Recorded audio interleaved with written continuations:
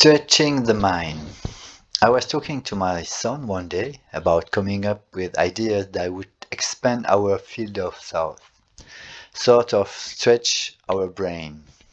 And he said to me, "Dad, it's stretching the mind." We both had a good laugh. But if you think about it, it's a very well expressed idea. It speaks to me because I'm Breton and certainly a bit stubborn.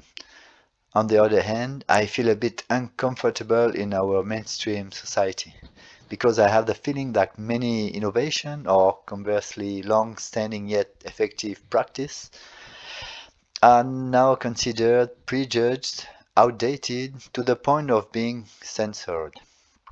These ideas don't correspond to the criteria of our current thinking habits, and that makes me so uncomfortable that I often feel out of step with it all.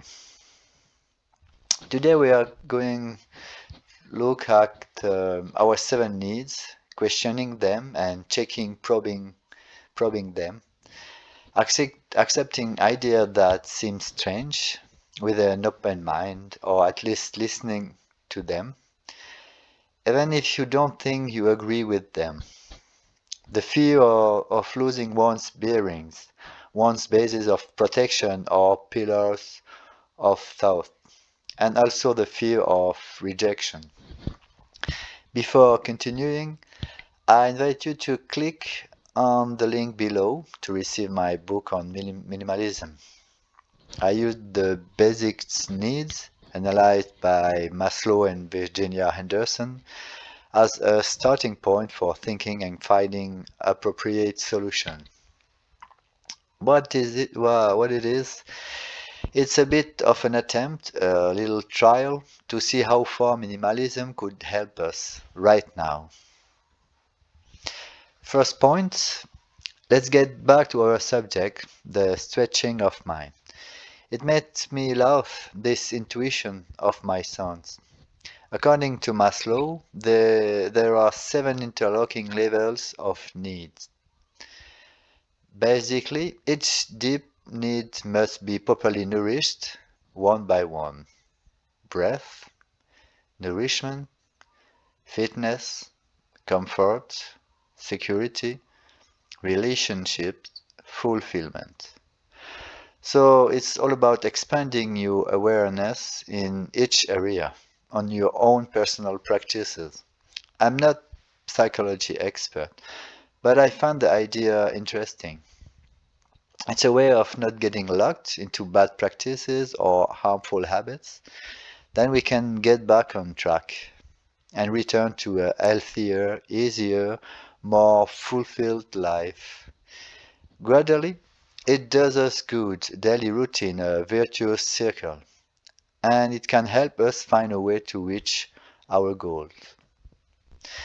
And it must be the same for you, It's like when you discover a new idea, you feel amazed or you remember something you've done before that worked, but you gave up.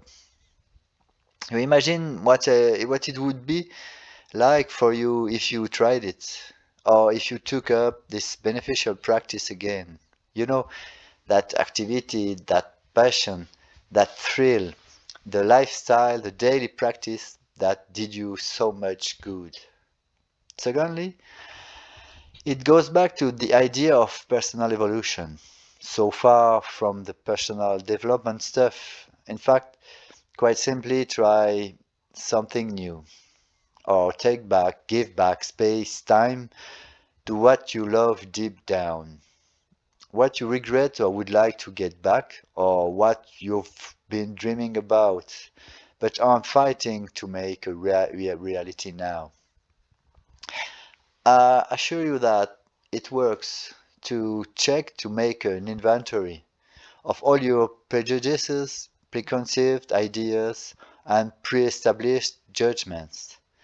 Then imagine you're wrong about something, to stretch your thinking, the stretch of your mind, to imagine that you could think differently.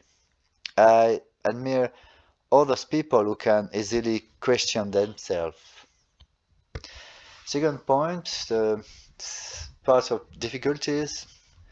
So yes, it's not easy, at least not overnight, and it's scary too. Fear of losing your pillar of thought, reasoning and argumentation, fear of collapsing. You think that if you question something, everything will fall apart. It's just, in fact, trying at least listening without necessarily adhering to it. You know, tasting a dish you're not supposed to like, or listening to a guy with ideas opposed to your own, even if it really does frighten you, that he convince you. The obstacles now.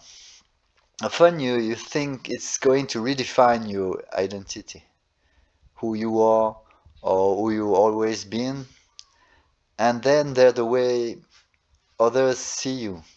You think you're going to lose your coherence. People will say to themselves, that's a strange guy. And they might even say, I'm not that weird. It must happen to you. You try something different, then your family, your parents, your friends don't understand you, gently mock you, gently dissuade you with the best will in the world, or worse, downright lecture you, yell at you violently. It's true. We also have to fight against a kind of inner resistance, our own limiting conviction, and especially those of others. The fear of questioning their comfortable thinking, their normal convictions, and the fear of seeing you put yourself in danger. Sometimes they think that for your own good, they have to curb your wild impulses. You too, I imagine. When you do something a little different from the norm, sometimes you get reined in, called to order, brought back to the straight and narrow. I don't know, maybe sadness sometimes that you're not understood, or that your loved ones don't trust you enough. Frustration too, that you don't dare to be yourself as you like to be, even without wanting to be eccentric or extreme for that matter.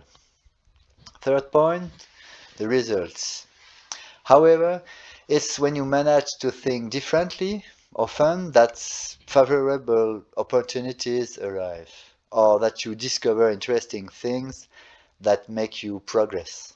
I don't know, in work, a new, more efficient way of doing things, in sports, another technique that's different from what everyone else does, but that you find pleasant and enjoyable. And then, to your surprise, you get different, better results, or more easily or more pleasantly.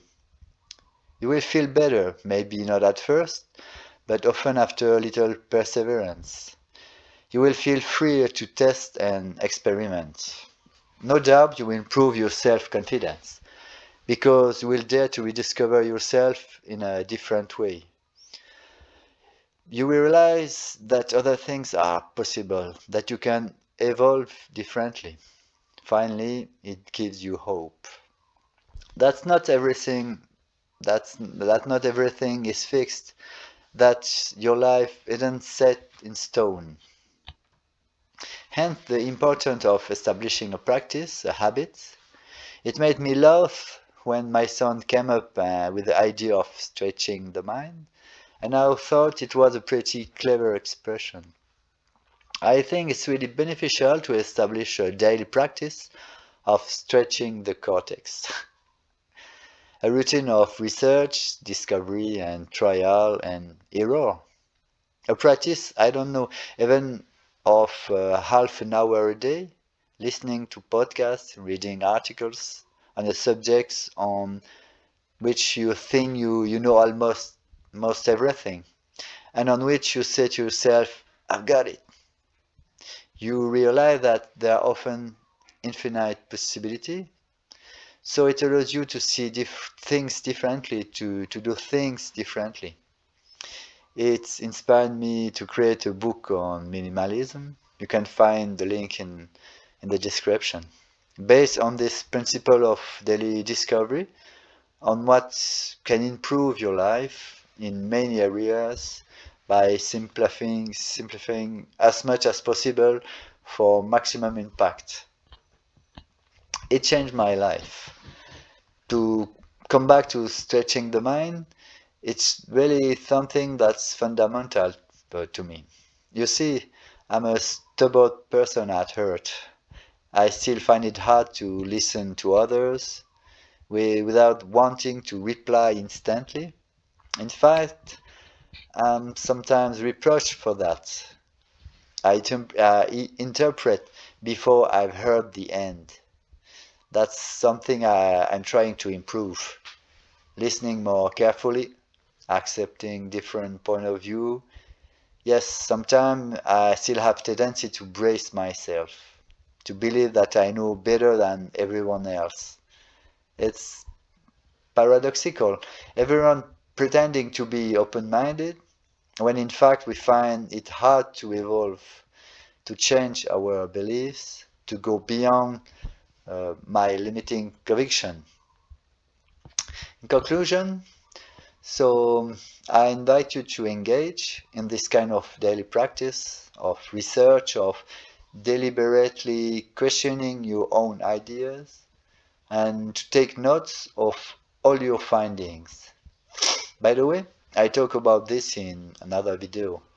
Take notes on your daily life, your project, your progress in a journal, bullet diary, or note-taking software like Obsidian, for example. Bye.